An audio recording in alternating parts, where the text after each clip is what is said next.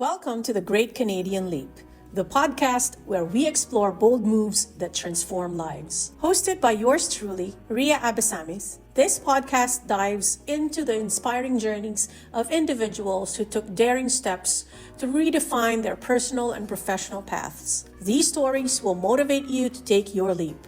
Tune into each episode as we uncover the triumphs, struggles, and lessons that prove bold decisions lead to remarkable transformations. Hi, welcome to the Great Canadian Leap. This is the podcast that explores bold moves that transforms lives. Today we have Kaide Kikumoto of Kikumoto Immigration Services to tell us more about his life and the great Canadian leaps that he has taken. So, Katie, hi. Hello, Ate Ria. Thank you for having me. Of course! At salamat at pinagbigyan mo kami. Thank you so much. I know it's not the ideal time for you, but for your life right now. But yeah, thank you for accommodating us. Maraming salamat. So, Happy New Year. Happy New Year. Yes. Happy 2025 na. How has the year started with you? Honestly, Ate Ria, hindi maganda, of course, yung previous year, di ba? But sabi ko talaga sa sarili ko, aayusin ko na yung 2025 time to, get back up, get out there, and siguro rebuild, recuperate, ganyan. Nung in-invite mo ako dito, honestly, nag-isip ako ng mabuti. Sabi ko, ano bang gagamitin kong story? Kasi It's a great Canadian leap Oo, mo. it's about a great leap eh. Yes. Kasi ang dami-dami kong nasa isip na ito kaya yung gamitin ko, or ito, o ito. So, syempre, marami tayong tinitake na mga leap sa buhay natin. But, and as you know, very private person ako. Pero dahil love kita, thank you for being there sa difficult times ko. Sabi ko, I'll open up. So, dito kasi sa Canada, university and college professor din ako, part-time. Oh, okay. There's always something you find out, new that I find out about people. So, hindi ko alam yun. Nagtuturo ako sa mga partner schools natin. Hindi ko alam yun. Hello. Okay. Nagtuturo ako. And then, doon ko nakuha yung inspiration ko for what I'm gonna be talking about today. Kasi I had one student, sobrang ganda niya, tapos bata pa siya, Brazilian pa siya. And then, nung tinatanong ko sila, kasi yung course na tinuturo ko is the course preparing them before they go into their co-op. So, hindi sila gagraduate hindi sila magpo-proceed sa co-op internship nila if hindi sila papasa sa subject ko. Oh, wow. So, pinaprepare ko sila for parang medyo mock interviews, preparing their resumes, how they should present themselves sa interviews, ganyan. And then, etong Brazilian na to, na-surprise ako sa kanya. Lumapit siya sa akin, sabi niya, paano ko ang greatest achievement ko is overcoming depression. And actually, no one talks about that, di ba? It's a great leap.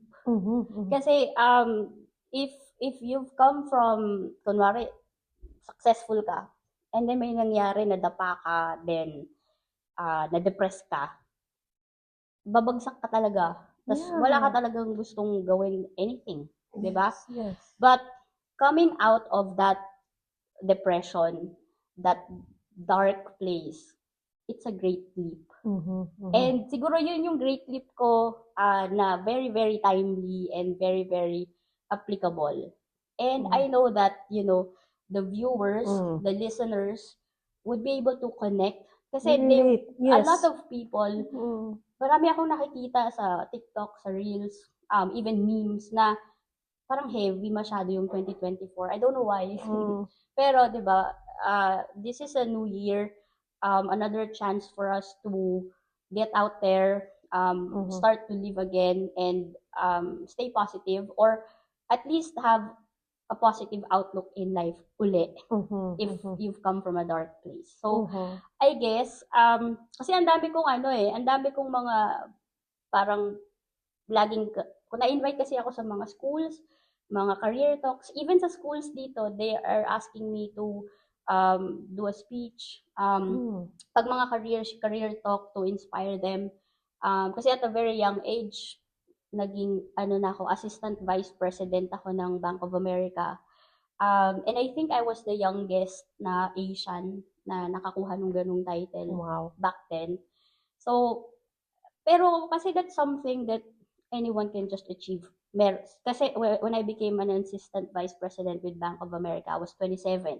Wow. What if sa susunod meron ng what country was that? Hong Kong. Hong Kong. Okay. Kunwari ngayon meron ng 25 na siya naman ang youngest na. Yeah. So that's easily replaceable, 'di ba? Pero yung great leap of coming out of your depression, of a dark place, that's your own story eh. Okay, before we go there, Sige. gusto ko munang maintindihan ng viewers natin. Sige.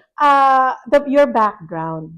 You know, because right now, I am discovering a lot of things about you that I haven't known. Although, you know, we've known each other for over 2 years. Yes. Right? Anyway, so I guess very superficial talaga. So that's exactly what we want to unpack today. Okay, we don't want to know each other on the surface. Okay? Yeah. So, yes.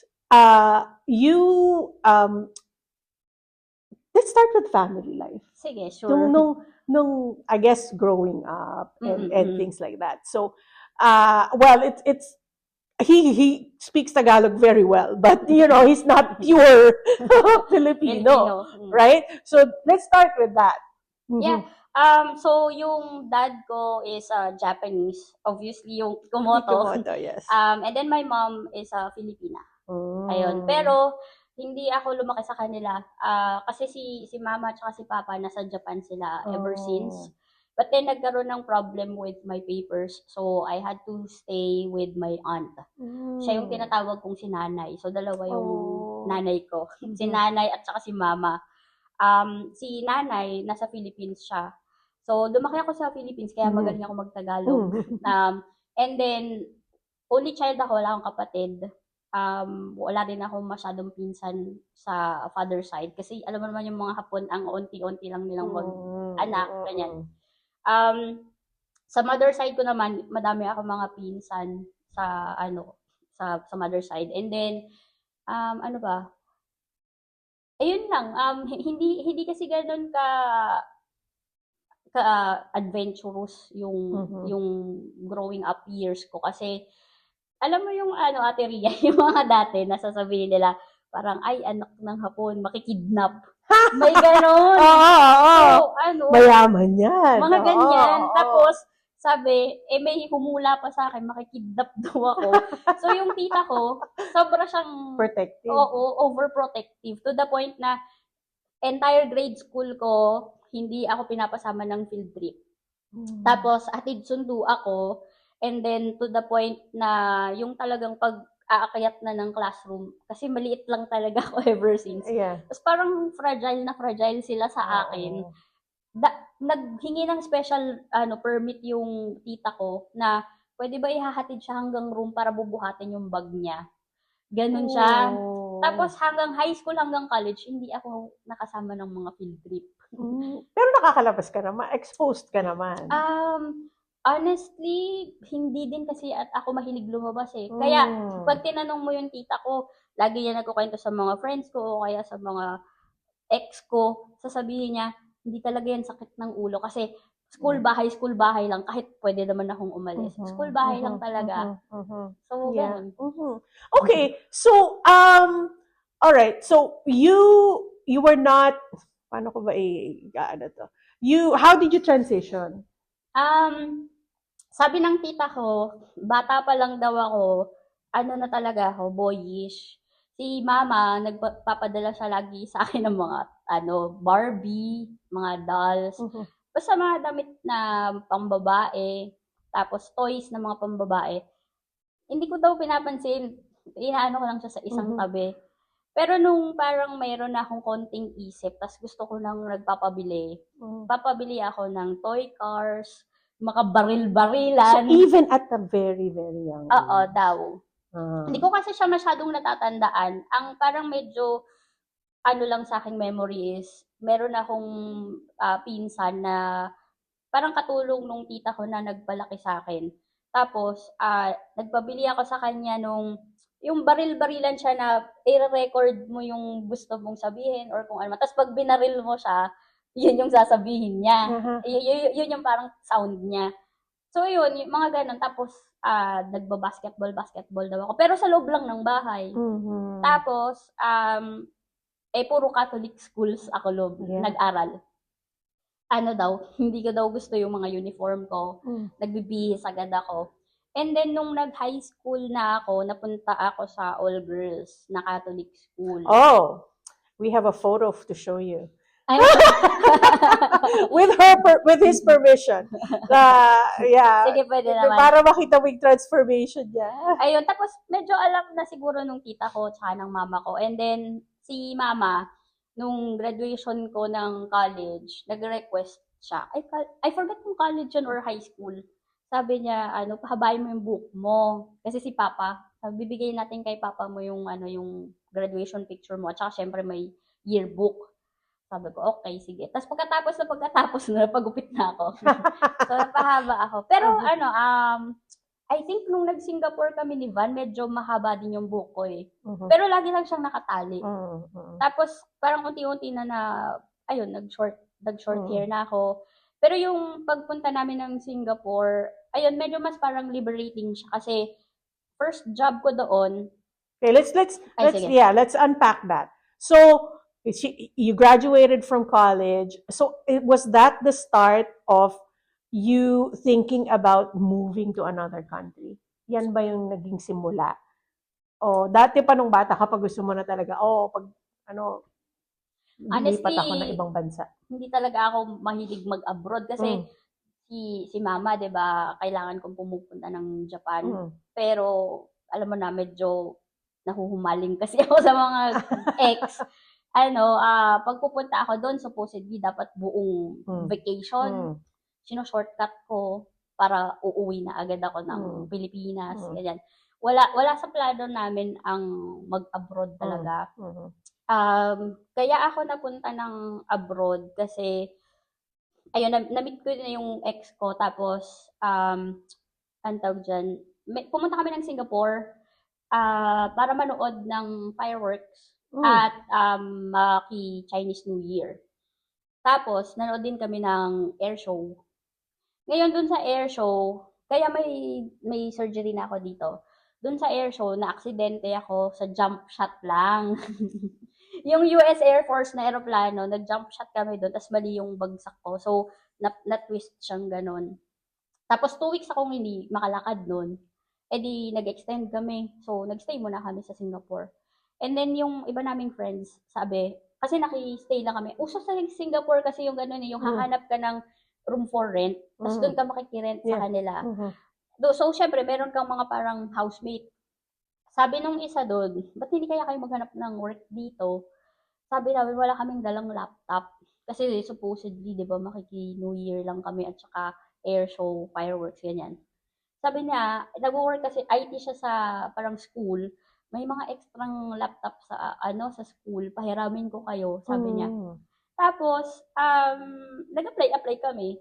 And then, interview yun nung ex ko.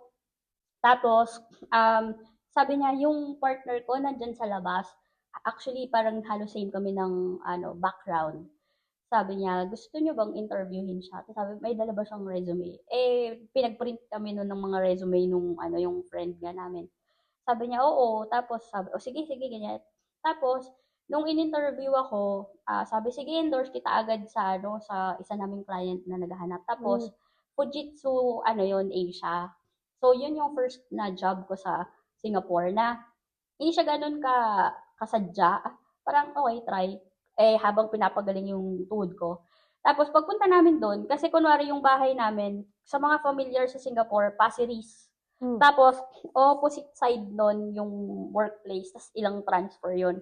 Siguro parang mga almost 2 hours yung biyahe by train, ha? Ang bilis ng train sa SG. Pero matagal yung biyahe niya kasi malayo. Nung ini-interview na ako nung manager ko doon na Singaporean, sabi niya, paano yan? Ang layo-layo ng bahay mo. Kasi sa dulong-dulo to, tas dulong-dulo to. Sabi niya, ang layo-layo ng bahay mo. Sabi ko, pag na-hire ako, lilipat ako. Sabi kong ganun. Sabi niya, sige, mag-start ka na maghanap ng bahay. Kasi, yung pala hinire na niya ako. Kasi, nung first day ko dun sa work, kinausap niya ako. Tapos sabi ko, bakit nag-decide ka agad on the spot na i-hire ako? Na-impress daw siya kasi pipilay-pilay ako noon eh. Tapos from here to here, pumunta ako. Kasi akay-akay pa ako noon ni para makapunta doon. So parang sabi niya, yung dedication ko daw, yung ko sa work, parang parang she feels like I would really show up kapag kailangan. Yung parang ganon. So sabi niya, I like your determination. Kaya on the spot, go na siya. So yun, to cut the long story short, nag-start na kami doon. Tapos, since ako may work na, naghanap siya ng work. Sabi ko, okay lang yan, may work naman ako dito eh. Tapos, nag-submit kami ng resignation doon sa pinag-workan namin sa Pinas. So, in terms of work permit, sila na rin nag-ayos. Sila na. Oo. Gano'n kayo katagal sa Singapore? Parang mga more or less 2 years. Nirelocate kasi ako sa Hong Kong nung pinag-workan kong law firm. Tapos sa Hong Kong naman, kami, almost 7 years. Okay. So Singapore muna, tapos Hong Kong. Hong Kong. Okay. So from Fujitsu, nag-move ka to another company? To a law firm? Yun yung mahirap sa sa Singapore, yung mga work visa nila.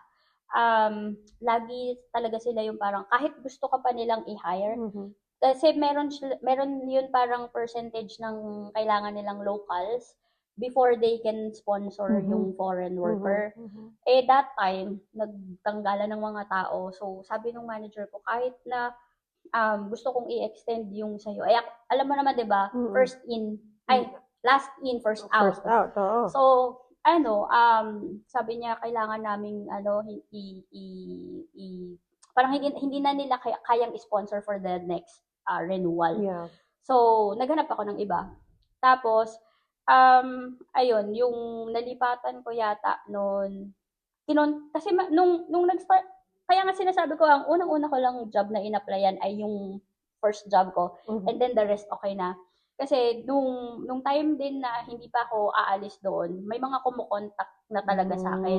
Pero sabi ko, hindi ako looking ng career move kasi okay ako doon, tsaka mabait kasi yung boss ko eh.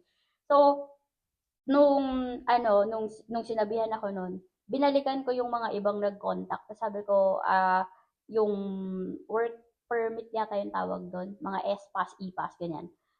Sabi ko, parang hindi na nila kayang sponsor kasi kulang na ng tao. So sabi, tamang-tama kasi gusto pa rin namin. Tapos yun, madali naman. So, okay, just for the viewers, ano ba talaga ang expertise mo? Ano yung IT? So, IT background ka talaga? Hindi, Ate Ria. Project management. Alam ko project management. Project management, pero mostly mga IT related. Ganito kasi yung story niyan. Nung nag-aaral ako ng college, high school, kinukuha na ako ni mama. Sabi niya, dito ka na sa Japan. Sabi ko, hindi. Nagtatry lang ako ng isang school. Pag nakapasa ako sa sabi ko, isa lang. Pag hindi ako papasa ng entrance exam, sige, sa Japan na ako. Pero pag pumasa ako, dito ako. So, pinili ko yung pinakamadali kong mapapasahan. Tapos, Which is? Miriam College. Tapos, yung ex ko kasi, Atenista. So, tinabihan ko lang din. Ngayon, nakapasa naman ako. So, sabi ni mama, okay, sige, dyan ka. So, sa Miriam muna ako. Since Atenista siya, pinili ko talaga strategically yung Miriam College kasi katabi lang nung Ateneo. So, psychology yung course ko, pero lagi akong absent sa class ko. Kasi sit-in ako ng sit-in sa class niya. Pwede yun? Oo. So, sinasama niya ako sa class niya. Alam mo ano course niya? Ano? Management Info Systems, which is pang IT. So, doon ako natuto ng mga IT stuff. I see. Tapos, nung nag-apply ako ng work sa Pilipinas, unang-una ko talagang work doon ay recruitment phone screener. Kasi HR talaga dapat ako, di ba? Ganyan. Ngayon, meron silang parang binibigay na 3 set of exam. Parang isa ay sales, then customer service, then parang tech. Kasi ano to call center to sa Pilipinas. Pero ang ina-applyan ko doon, recruitment. Oo. Tapos, believe it or not, ang sweldo lang nun ay 9,000 pesos. I know! Ako nga nagsimula 6,000. Hello. O, diba? Sus Mariosep ka. O, yun, Oo. 9,000.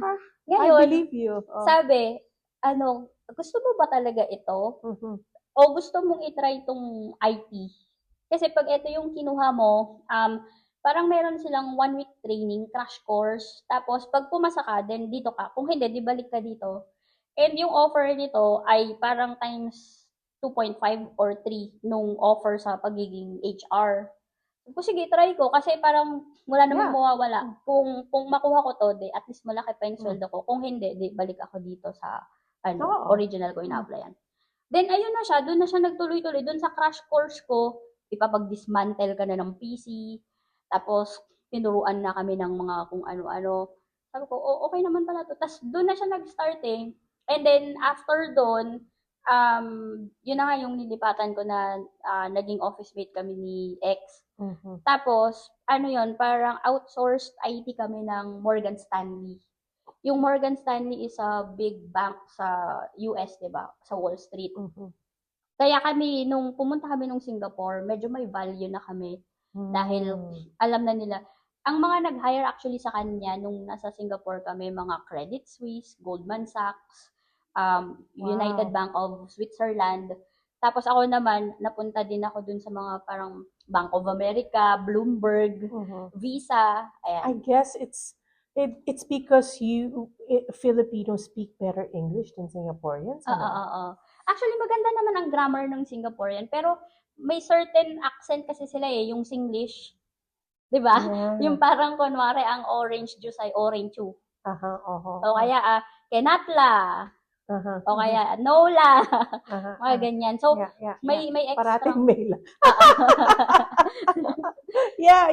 I see that. Ayun. Oh, wow. So, yun siya. Tapos, hanggang sa nagtuloy-tuloy na. That's nice. So, doon pa lang ang dami ng leap, ha? Oo. Diba? Kaya nga, di ba sabi, anong gagawin kong leap? Ang dami ng leap. So Hong Kong, Singapore, Singapore, Hong Kong, Canada. When did Canada get into the picture? Ayan, yung Canada, hindi din siya sadya. Okay. Ang una talaga naming gusto, Australia. Doon, bumayad pa ako ng immigration lawyer. Pero nag-start yan kasi gusto naming magka-baby talaga. Like, bago pa kaming nagkakilala and unang-una pa lang kaming nagkakilala, gusto talaga namin magka-baby. So ngayon, nung nagpalipat-lipat na kami, it's always in the talks na magba-baby. Then, nung napunta ako sa Bloomberg, napakaganda nung extended insurance ko. Ang coverage namin ay $1 million each. Tapos, renewable pa siya every year. Wow. So, because of that, yung IVF ay nako-cover. Parang good kami for ako 3 cycles and then siya 3 cycles every year na nagre-renew. So, nung time na yon nag-try kami ng nag-try. Una sa Hong Kong, yung meron kami dong family doctor. Parang dito, yung alagang-alaga yung healthcare niya. May ganun din kami doon. Kasi ang ganda nung insurance ko. And then after, sabi nung parang gynae namin doon, hindi ako po pwede kasi yung namin, yung nationality namin is not something na nag-honor ng same-sex marriage. Kasi this was back in mga 2014 to 2017 eh. So hindi pa ganun ka-accepted siya. Ngayon, try kami sa Philippines, hindi din po pwede. Back then, sa Philippines, kahit mag-egg freezing ka nga lang para ma-retrieve mo yung egg mo, kailangan yung sperm na gagamitin mo is sa married husband. Yung parang, kung kunwari, donor sperm lang yan. Tapos, kinuha mo lang from the sperm bank. Hindi mo makukuha yung yung egg mo. So, ilang countries yung trinayan namin, hindi kami ina-allow. Then sabi ko, lipat na lang tayo sa western country.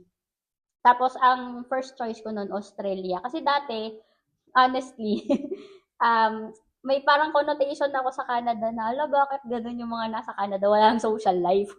Kasi 'di ba, 2 trabaho, 3 trabaho, tapos kaysa mag-Facebook ako, itutulog ko na lang. Gano'n yung mga naririnig namin sa mga kakilala namin sa Canada. So, at first ayoko nung Canada. Pero siyempre ako coming from someone outside pa, 'di ba? So, Australia yung pinupush ko. Ngayon, 'di okey na lahat, ganyan. Napag-isipan namin na, teka lang, kumpleto na nung mga educational credentials, may mga proof of funds na, may mga certificate of employment, everything. Sabi namin, bakit di natin itry yung Canada? So, sinubmit ko lang siya, DIY. Iniwan ko lang siya doon. Tapos nagulat, Express entry. Express oo, entry. FSW ako. FSW yung pasok namin. Ngayon, mga exactly mga 5 AM, nagulat ako yung maaga kasi talaga ako nagigising before, eh. Nagulat ako may email ng may ITA ako. Sabi ko, "Ano 'to, ba't nauna 'to?" Tas ayaw ko. Tas sabi ni Val, wag mong ire-reject. Kasi 'di ba i-a-approve mo 'yan or ire-reject mo siya. Sabi niya, "Wag mong ire-reject 'yan ha." Pero hindi ko siya tinanggap, hindi ko siyang inaccept until the very last day. Kasi hinihintay ko muna yung Australia. So, pinasit ko pa yung ITA ko doon for 3 months. Nung pa-expire na, sabi ko, sige na nga, kinuha ko na siya. Tapos, ayun, nag-confirm na kami dito. Ayun, ganun siya. What? 2017 yan. 2017 yung co-PR nakuha ko. Pero 2018 kasi, na-surgery siya ng heart surgery. Tapos, nag-email ako sa IRCC na pwede bang 2018 na kami pumunta mga March. Kasi nga, ayaw siyang bigyan ng clearance ng doktor para lumabas. Kasi yung mga blockages niya is above 90% for the 2 major arteries. Tatlo yun.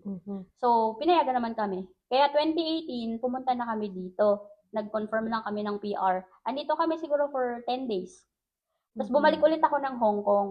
Kasi nasa Bloomberg ako noon and love na love ko yung work ko sa Bloomberg. Tsaka sobrang gusto ko yung company. So, naghintay ako na parang maka 2 years ako doon. Kasi nagtatry ako magpalipat dito. Meron din kasi silang branch dito. Kaso lang, yung Bloomberg sa Vancouver, outsourced lang yung IT. So, sabi, kung gusto ko daw, sa Toronto daw. Pero sabi ni Van, ayaw niya doon. So, kaya, balik kami ng Vancouver pa din. Yun. Okay. So, kaya, nandito na siya ngayon. Another great Canadian leap is when you decided na, uy, gusto ko maging immigration consultant. When did that happen? Or what triggered that? Ayan naman, hindi din siya masyadong sadya. Kasi di ba nag-DIY ako? Ngayon, nung nasa Hong Kong ako, napakadami kong volunteer work doon. Talagang nagtuturo ako ng mga domestic helpers doon para matuto silang mag-ipon. So, meron akong mga mini-mentor. Kasi nga nasa Bloomberg ako, di ba? Mini-mentor ko sila para hindi sila... Kasi ang karamihan ng domestic helpers doon, sasabihin nila, sige, isang contract lang. Mag-iipon lang. Tapos, ng pangnegosyo or ganito, babalik. Ang dami doon, yung isang contract na yon, nag-senior na sila doon. Doon na sila inabot ng retirement. So, tinuturuan ko sila. Aside doon, ang dami ko pang mga volunteer work pa na involving yung mga domestic helpers. May time na nag-volunteer ako sa Polo OWA para sa financial talk, career talk pa rin, ganyan. Tapos, nung na-approve na ako, ang dami nang lumapit sa akin. Ay, naging teacher din ako sa Hong Kong ng IELTS. So, yung mga iba kong estudyante doon, actually, parang 100% sa kanila nandito na sa Canada. Meron pa ako mga ibang mga estudyanteng na-meet doon nung nagtuturo ako. Nung nalaman nila na nag-DIY lang ako nung application ko, sabi nila, ikaw na lang consultant namin. Ganyan. Doon siya nag-start. Tapos, nung pumunta na ako ng school, sabi, ay, last na to. Di ba nagkaroon ng time na last batch na? Yeah, ako, last batch, nung COVID. Oh, yun, COVID, di ba? So, nung sabi na last batch na to, sabi ni, sige na, i-push mo na yan. Kaya nag-work ako nun full-time. Tapos yung pinili ko kasi, kaya doon ako pumasok. Gusto ko kasi yung face-to-face na pag-aaral. Ayaw ko nung online kasi tatama rin ako nun eh. Working ako full-time, nasa legal aid ako noon, legal aid BC. Buti na lang mabait sila kasi sabi ko, paano yun yung schedule ko is 5 to 9 every day, Monday to Friday. In-adjust nila yung CDI? Okay. In-adjust nila yung schedule ko na makakaalis na ako ng work ng 4. Tapos sa downtown yung legal aid eh. Then magda-drive pa ako pa Burnaby. Kadalasan late ako kasi ang traffic. Pero ayun, nagawa ko naman. Tapos di ba inabot na tayo ng COVID, yung graduation, hindi na natuloy. Yeah. And when did you take your exam? February. Parang, basta yung first. Yung nagkaroon ng problema? Yes. Oh yeah, because that was the time na ako rin nagkaroon ng problema dun sa, ako frustrated ako. Nag-book pa ako ng hotel room para concentrated ako. Tapos biglang nagkaroon ng glitch sa timing. Anyway, well, it just says na, whatever problems you encounter, kung para sa'yo yun. Di ba? So, okay. Okay. So, talagang serendipitous din yung iyong pagiging, lahat ng halos ng naging experience mo sa career mo, parang okay, Parang, it just came about.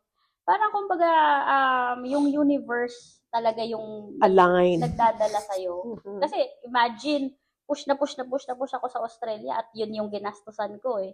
Kasi doon mag-aano ka pa yung assessment para sa, meron kasi sila, kunwari para sa IT, ACS yung pangalan, Australian Computer Society. May assessment yon. Hindi kagaya dito na West lang or ECA lang, di ba? Doon, magpapa-assess ka talaga. Project management na yung inano ko nun.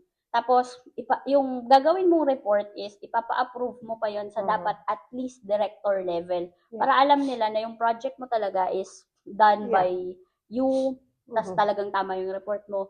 So, mas magastos yung Australia. But did you ever find out if you got approved for Australia? Parang hindi ko na siya naisip. Hindi mo na finalo up. Okay. Talagang pang Canada ka talaga. Mukhang, oo. Talagang Great Canadian. Yes. Hindi Great Australian Leap. At saka, yung yung kaide actually means maple in Nihongo. Yeah. Kaya, di ba the logo? Parang it's kaide Kikumoto. Ang galing naman! Ayan. So, kaide, ibig sabihin niya is maple. Okay. So, ngayon, kumusta ka na? I would say, better or, getting there. Probably hindi ka pa natanong nito ever in your life. But, looking back, sa lahat ng nangyari sa buhay mo, would you do anything differently? Sa anything? Anything. Yes. Okay. Yun. Siguro, kasi ako parang masyado akong goal-oriented. Tapos, it's good and bad. Hindi ko sasabihin babaguhin ko siya completely, but siguro mas ibabalance ko lang. Kaya kong i-achieve anything na iset ko yung mind ko. Honestly, nung sabi ko kay, na kapag hindi pa tayong PR in any country before I turn 30, kasi medyo mas matanda siya sa akin. Before I turn 30, babalik na tayo ng Pilipinas. So, naging PR kami before ako nag-30 dito sa Canada. Kasi, meron akong ganun eh. And alam niya yon. Sabi niya, alam ko kaya mong i-achieve kung ano man yung gusto mong i-set yung mind mo. So, pag nag-set ako ng goal, ang focus ko talaga nandun. Tapos, hindi talaga ako tumitigil. Talagang literal na I won't stop at anything na para ma-achieve ko yon. Kahit na gawin kong 24 hours a day ang pagtatrabaho ko. para ma-achieve ko yun. So, ganun ako. Siguro babawasan ko siya ng konti na parang ibabalance ko din kasi hindi lang naman yun yung importante sa buhay, ganyan. Balance with what? Could be goal-oriented and what? Siguro, kasi ako para akong horse, yung may ganyan, Okay. as in laser focus. Ganon. Kaya minsan, kunwari, kakausapin mo ko or yayayain mo kong kumain, talagang into it ako. Magagalit pa ako. Mamaya na, teka lang, ganyan. So, siguro, tatanggalin ko yung harang. Para at least, kahit pa paano, parang, kung focus man ako dyan, kaya ko pa rin mag-take ng break or pwede ko din gawin to on the side. Pwede ko din gawin on the side. Right. So, there's something to be learned there, no? Kasi, we keep telling ourselves to have goals. We keep telling ourselves to go for it and do whatever you can until you reach your goal. But there is a certain point that you do need to, I guess, realize na it's not the be all and end all, right? You also have to take care of yourself and the people around you. I guess that's the balance that you were talking about. You know, while you are trying to achieve your goal, don't forget about, your well-being and the people around you. Because at the end of the day, what are you going to do with that goal when you achieve it?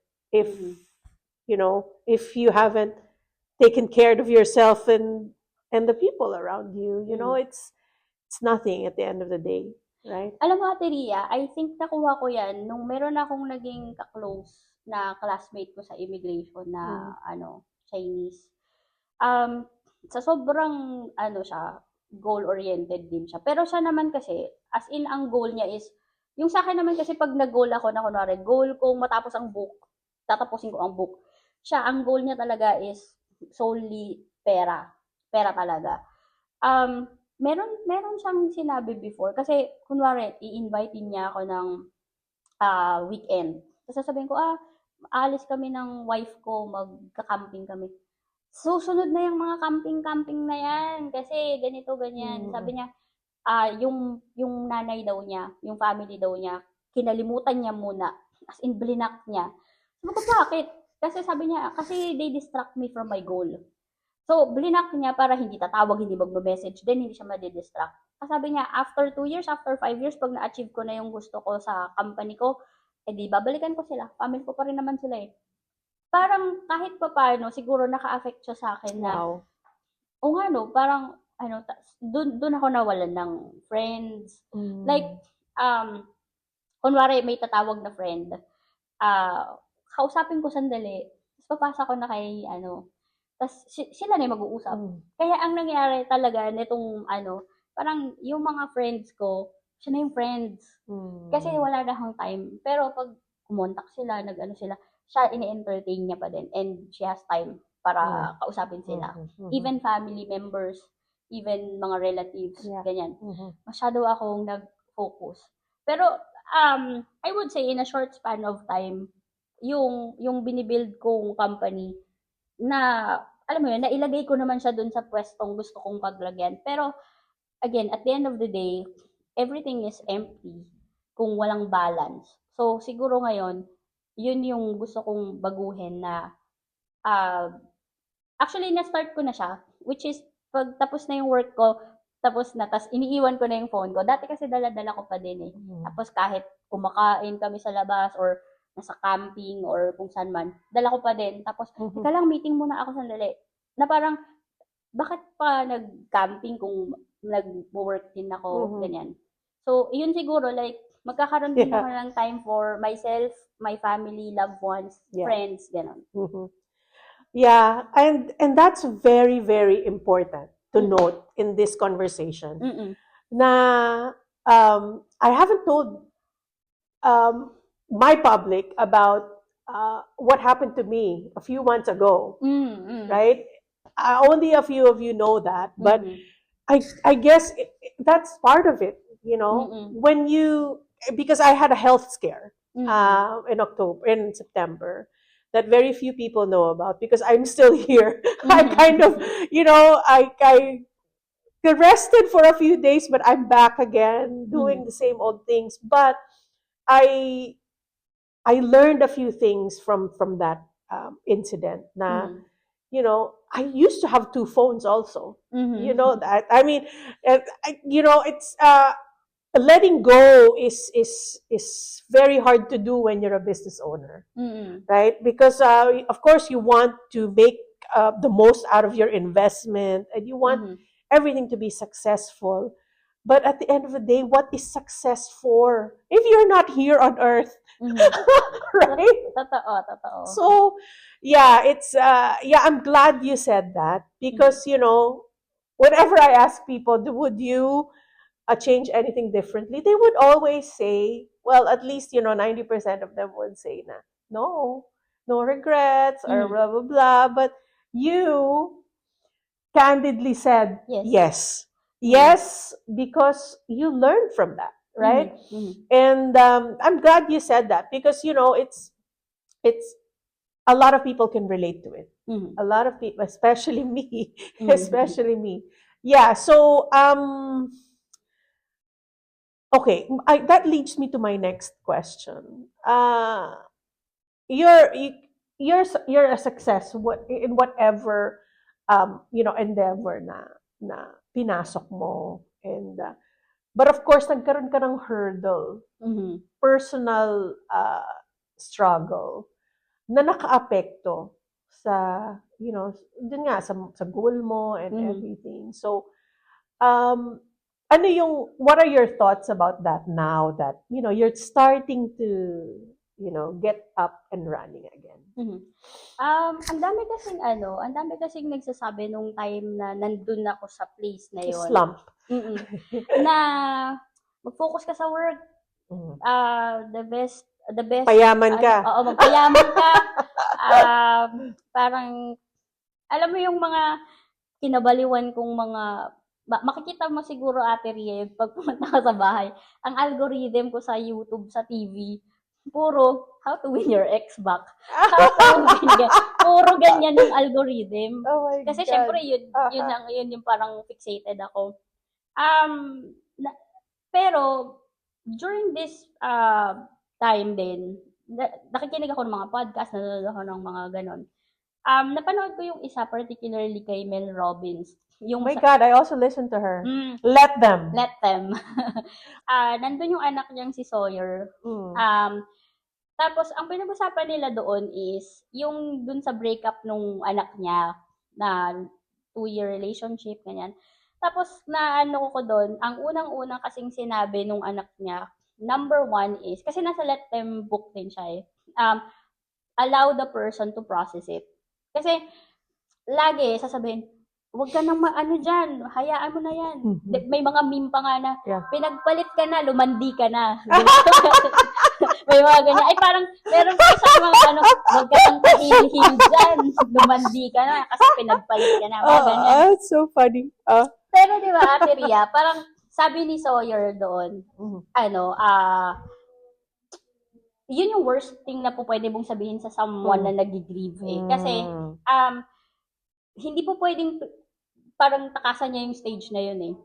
Parang allow them to grieve, allow them to process it, at saka, hayaan mo lang siya. Kung gusto niya umiyak siya.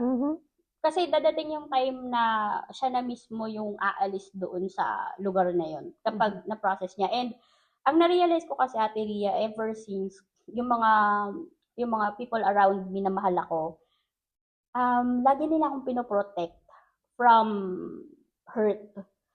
Si nanay, nung bata ako growing up, kaya ako nagkaroon ng asthma kasi todong linis sa akin, hindi akong maalikabukan.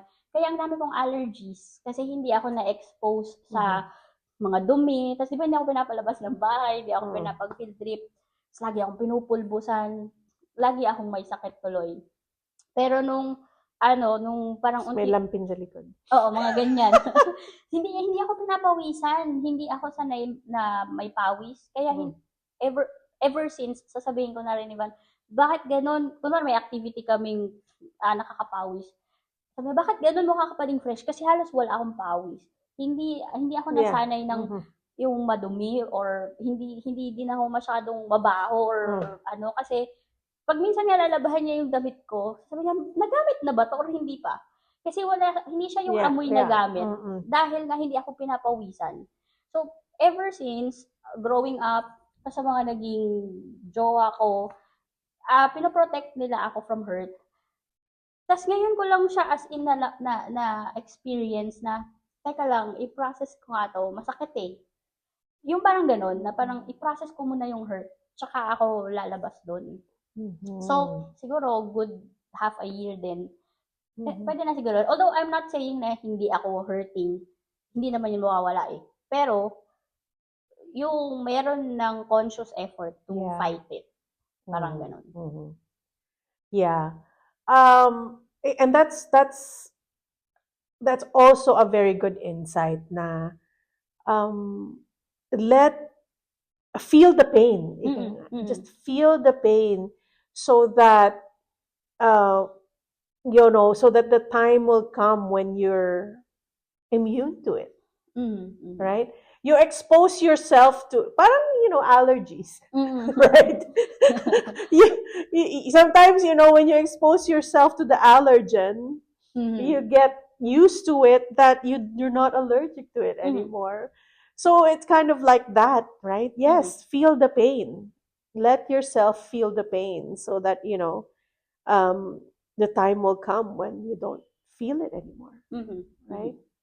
Oh, I'm glad to hear that you're starting on that process and you're continuing to thrive as a human being, right? Because you, Kaides, you're not just the wife to your ex. You're not just that person who loved somebody who chose to love somebody else. You're not just that. You are, the professional that you are, that who likes to help people. You're the instructor, the volunteer, the everything, right? And the friend to us, who's always there when we need him, and it's always you are a lot more than what you're experiencing right now, right?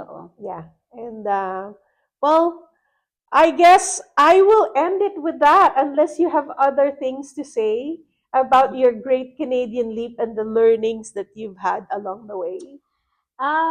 Siguro, lang siya, I would say na yung universe, gagawin niya talaga yung road, yung path na para sa'yo eh. Parang kung ano ang para sa'yo. Kung lalabanan mo ng lalabanan, mas mahirap lang. Kasi ganun yung nangyari sa akin eh. Na sana kung ayaw na niya, tinanggap ko na agad. Yung parang ganon.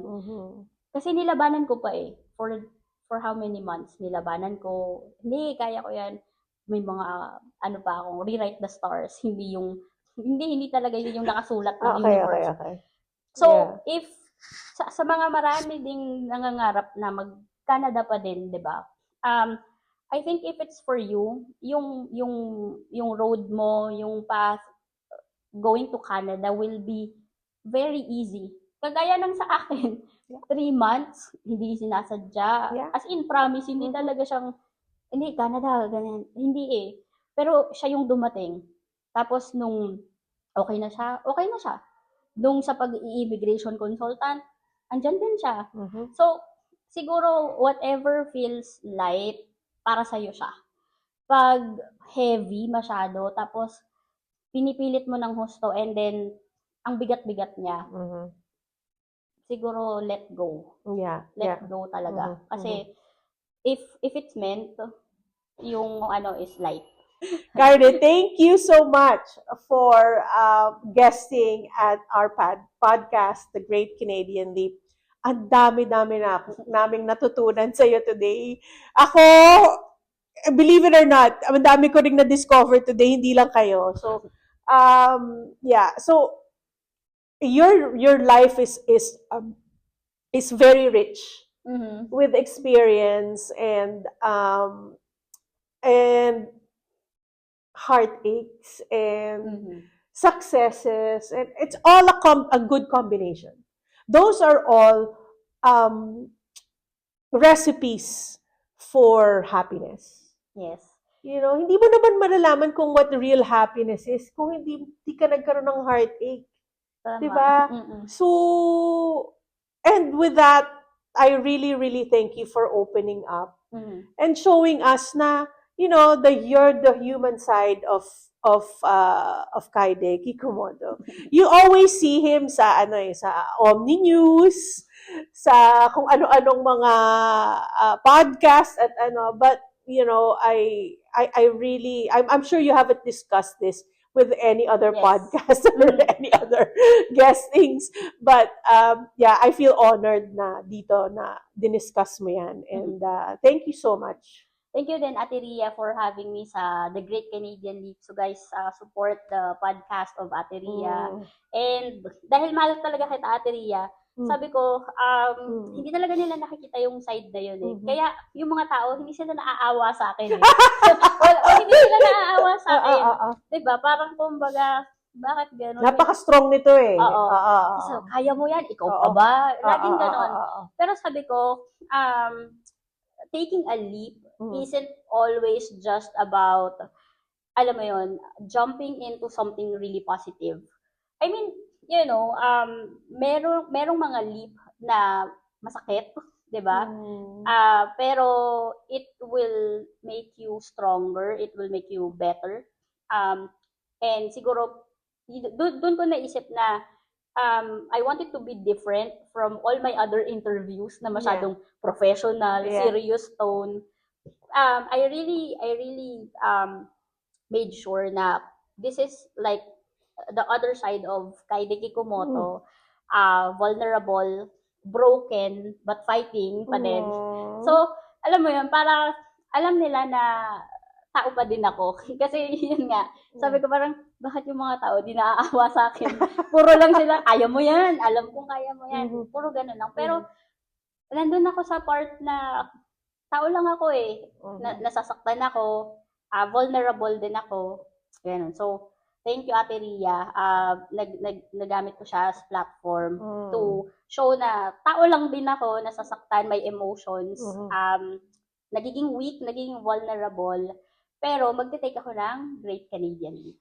Yes! Diba? Thank you so much. Ayun. Ayos. Diba? Ayos.